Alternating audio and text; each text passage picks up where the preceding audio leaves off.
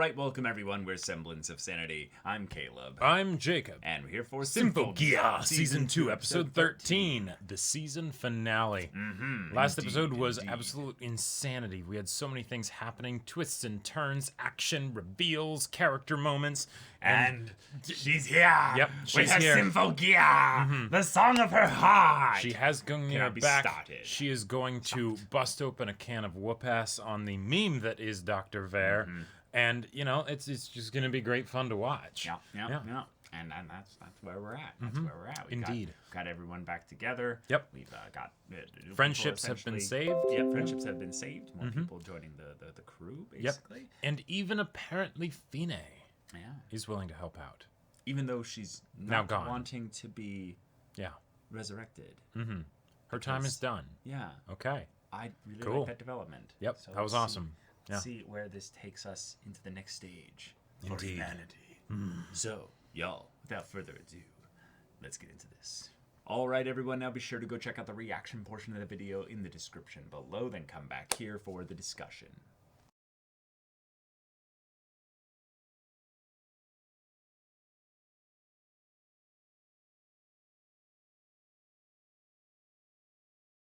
We got Oh my ourselves. God. We got ourselves a full-on finale. That was- and it was even more complete of a finale than season 1's finale was.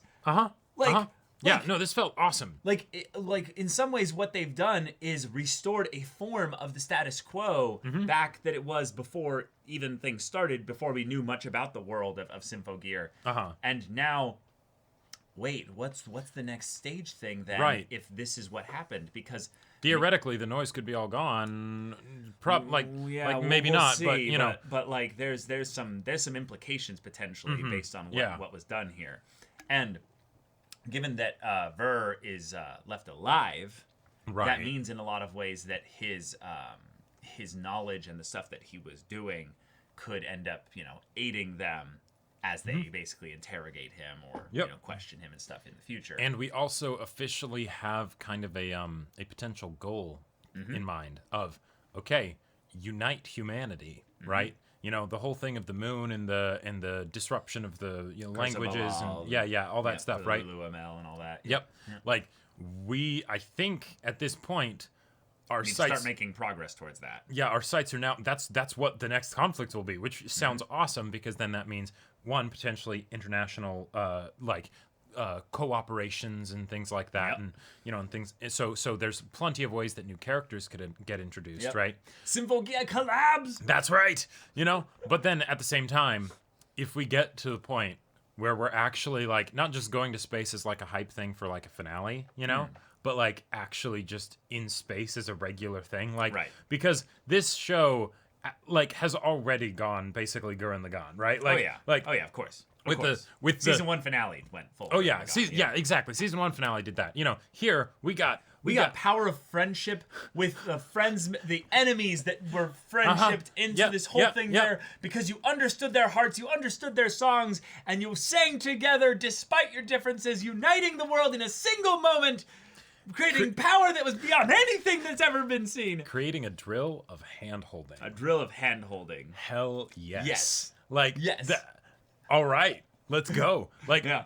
If anything, the one thing that I wished we had gotten with the end credit scene is seeing where Kirika and Shirabe and Maria are at the end of all this. I think that they're basically needing to kind of talk about a lot of the things that they did, so they can be basically let go from the authorities and stuff like that. Right, exactly. But that's something where the cast just keeps growing, and so Hey, and I'm invested in this cast now. There's obviously the characters that we've been invested in since season 1, especially Yukine, Tsubasa, and Hibiki. But the new girls, they're great. They're wonderful. They're fantastic. Yep. And the big developments that happened over the last 3 episodes or so really have bonded them not just together stronger than ever, but now bonded them with our main 3 girls as well. So I mean, you're doing it. You're doing it. You don't necessarily need some grand curse-breaking thing there. With songs, you are literally uniting the world slowly but surely.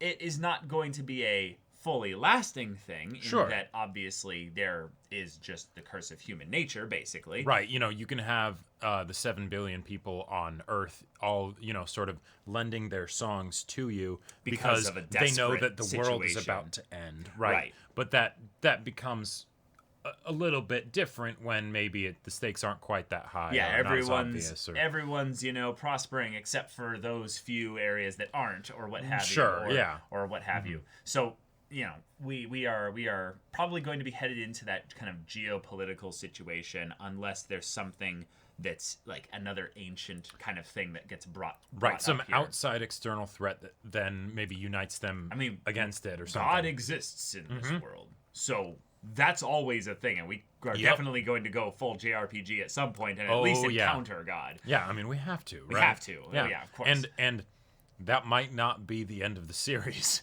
Like it doesn't have to be, no. Like, that could just be like, oh yeah, no, God is just one of the anti-spirals that's out there, like we could have anything that this show wants to have happen, right? Yeah. We had wanted style bullet curving to pin a you shadow. gotta move on from that. Like let's go on to there's like so many other things that were really cool as well. We had also the full-on Nephilim thing absorbing the heart of this super ancient device or what have you to create a massive super Nephilim that would eat their relics and all their energy output. But then they combined to make something that was so powerful that even the thing that eats it specifically just couldn't do anything about it. Right. Yeah, Exactly. yeah. Yeah. Uh-huh. Just upscale. That's right. Or just the fact that, like, their Symphogear, they've gotten more and more ridiculous over the course of the show, right? Oh, With yeah. all the crazy different forms, that they go into, and it's wonderful. And now it's to the point where it's like, no. We just straight up make mechs that are separate from ourselves with our Symphogear. I mean, because the Symphogear isn't them. Like, they... No, right. It's always separate from them. No, yeah. it's... Well...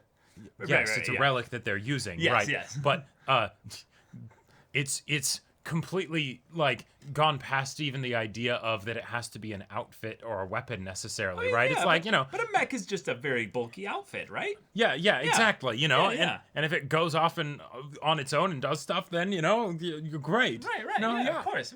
It's all powered by your song and your heart, and that's right. That all wonderful stuff. So Yep.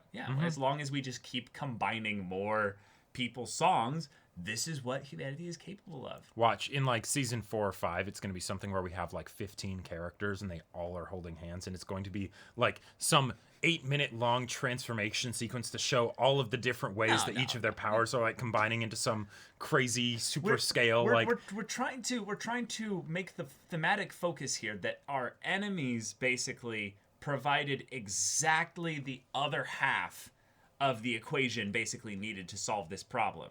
Sure. So it's something where if we come together, it doesn't matter how many of us there are. It's just the idea that our enemies and our friends, we can all find some common united ground and hold hands in the midst of this terrifying monstrosity to, potentially destroy the world. It doesn't have to be, some number or what have you. Right. The point is, like, it can be cool to have to, hear it be said that it's like, this is the songs of the 7 billion people on this planet. Right. Because it was, So having 15 wouldn't make necessarily any real difference because we'd still have 7 billion. Well, right. Because the point is that it's, the whole idea behind the power of friendship is that it's that the heart behind the thing is more important than the actual practical side of things necessarily, right? And then if you have a story that has that baked into the actual mechanical systems of the world, then that makes it even better, right? Right. Yeah. And Maria was kind of the main focus point of this because she was the final one that needed to be saved in this moment because she didn't have belief in her own song. So she had a really sweet moment with her sister, kind of. Yeah, that was great. Yeah. What do you think that was, though? I think, because I think for the most part, it was a non-literal visual representation, but then because the camera, I believe, was still rolling, and then people were basically witnessing this happening, I believe, then as a result of her having this awesome realization and moment and stuff, then that basically moves the people watching. They start singing with her, and when she starts singing, they're like, it strikes a chord with them, and then there you go. The world is united against there and the Nephilim. Yeah, it was something where the characters that she was speaking to, like Mom and her sister here, are either dead or end up dead, basically, by the end of this. But she wants to do basically the thing that Hibiki, basically set out to do. I want to save the world with my song, I want to do this here. But Serena kind of basically says, don't hide your feelings. And I think maybe that's something that might be the kind of the mechanical point of this, because when I see these kinds of things in a show like this, I can tell that they're trying to hit an emotional beat primarily, right? Yeah. Yeah. And yet there's got to be something also to it slightly that's like a mechanical thing that could be explained into it in terms of what happens then later. And in the end of the episode, all the characters basically reveal their song. They unveil their truest pure feelings here. And that's thematically what the songs are. It's the thing that can communicate beyond, it transcends language, right? Right, exactly. Yeah, it's pure in that regard. It's not filtered through that language barrier, if you will. But that might be the point of what this finale is for the world building, is that even characters that wouldn't necessarily have like the relic or what have you all like perfectly lined up and everything for them to do a typical Symphogear transformation, like Hibiki ended up actually transforming in the last episode through the power of her song, like the power of her, like her heart song, because she didn't have, like, she stole Gungnir, like that was not hers basically. I mean, it was hers, but like it's Hibiki has displayed some interesting abilities so far in this show where that theoretically could be what she was doing there to steal Gungnir, or it could be something where it's more of the it doesn't necessarily have to tie into like some pre-existing power mechanic, and it's actually just the representation of the power of the emotions of these characters. Oh, okay. I'm just assuming that it is because there was some things that were focused on it, like Hibiki's own kind of almost Nephilim-like abilities just in general. But the idea then that for Maria, she needs kind of her own Hibiki moment like that, so that she can be the one that brings out the song here. Gotcha. Yeah, I really feel like this was something that I almost like didn't fully follow, because the relic that she used came from where? It was Serena's or right, Serena's, right? But yes. I'm guessing it was something where, because it was her sister's, after Miku, was defeated, and she probably picked it up to be like, I'm gonna hold on to this, just because it's a memory of her sister. Right. It just almost feels like there's this point where she doesn't have one. We cut away, and then we show her back here. She has one. Right. Yeah. Yeah. So and we don't know when and where she actually picked it up. Yep. And I feel like it's one of those things where it's not important. We know what it is. We've seen it before. We've only the cracked one. It's the cracked one. We've only ever seen one cracked relic, right? So that's what it is. At some point, she picked it up, whether it was some on her person in her pocket, or whether it was somewhere on the frontier they brought it there, and then she went and grabbed it out of a box. Yeah, I just feel like there might be something more to where this moment where she essentially had a conversation that transcended death, might actually be a thing with literally something of the spirit of her Serena sister basically gave her the some kind of way to actually make this transformation happen. So gotcha. Yeah, but then of course we actually get the transformation, and it's just full on angelic forms of demigods, basically, or demigoddesses, And I love that they decided to do the thing of, oh no, there's a portal, someone else is going to get trapped in it. That's fine. We'll just go in there with you, right? Yeah. We have a key. Theoretically, we'll be able to get back out, right? But regardless, we're going to face this together, right? Yeah. We'll all then focus our energy on distracting this being, so that we can then cut you out of it while inside there, because now there's no more, threat, basically, as long as we can get out. Yep. Which, cool. Solomon's Cane being able to summon the noise would theoretically mean that it was, creating portals by which then all these noise would rapidly come out. But then if it's being used by all this insane amount of extra power that they're channeling through their, super Combined, forms and what have yeah, you, then it can open just a portal to that place that's summoning all the noise from, and then put it in there. Yep. Right. Now, the fact that that we saw that and actually went inside it. Mm-hmm. Yep. Like, that was great. There was this little part of me that was like, hold on, throwing the key to the extra dimensional space that we've determined can create portals to get out of there might not be the best idea. Might not be the best idea. But at the same time, given that was only possible because they were souped up on the energy of the songs of 7 billion people of the human race, right? Maybe that's not an issue, right? It's just like you can't recreate a portal like that, and certainly not one big enough to let the Nephilim out. But not only that, if the Nephilim being was about to go critical and blow up, Solomon's Cane could have been just annihilated in that blast. That's true. That is very true. Because it's not, a Symphogear thing. It's still a device. It's its own, relic thing, but it could absolutely have been destroyed. But yes, the possibility of something that didn't necessarily get destroyed in there, it just got pushed down the line as a problem later, is in very season much 4 it might come back, Right, that's very much a sci-fi trope problem as a solution to the problem of a villain that's too powerful. Right. Is you seal it away in some extra dimensional space, Yep. and for the most part it should be done with, right? But if you give it infinite time in this space or what have you, eventually it finds a way to get out. Right. What happens if there's a jailbreak at Arkham Asylum? Right.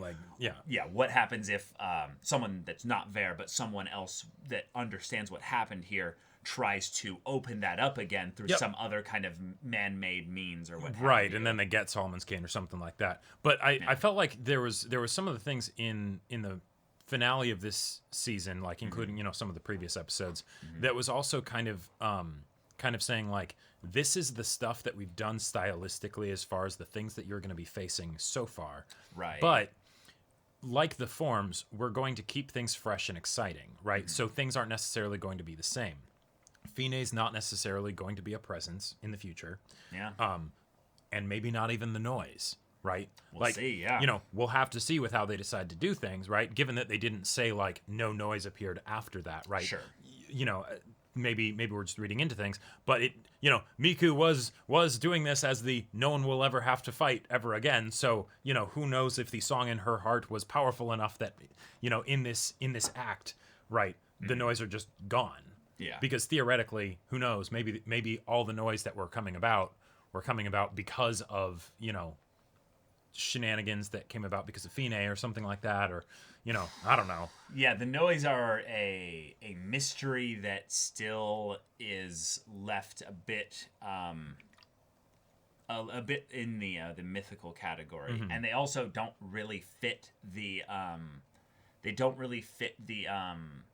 kind of ancient technology that aesthetics, yeah. if you will, of this show. They feel like more as an antithesis to the idea of songs. Right. Which means that they could have theoretically always exist, and that they're not necessarily some evil, horrible thing. They're just being used and manipulated by people with selfish ends, which definitely was the case for the last 2 seasons. So I would love to see really a redemption of the noise as a what were the noise originally meant to be, if not maybe just a resounding, echo point for the songs of, humanity, or the songs of beings with will. Yeah. So we'll see. Yep. But all right, yeah, on that's to the a third season 2 finale. Yep. On to the 3rd season. And since apparently this show just gets more and more hype with each season, what are we in for? Yeah, I feel like this was almost phase 1. Because this felt like it was very much closing a lot of the leftover plot lines of season 1 as well. Like, maybe season 1 was made and they're like, okay, we have got a good thing here. Let's keep this going.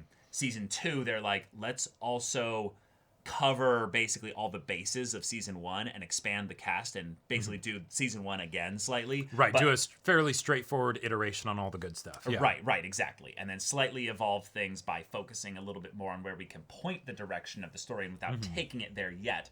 And then future seasons will actually start moving progressively in that direction. Right, exactly. And that's maybe the one thing that I feel like, having finished season 2, is why I probably didn't necessarily vibe as much with some of the things with like Dr. Ver, for instance, was because of how repetitive he was and how he didn't seem to be making progress for the story, despite how much it seemed like that was his goal, is that he wanted to progress things, and yet his goal was something that seemed so short-sighted.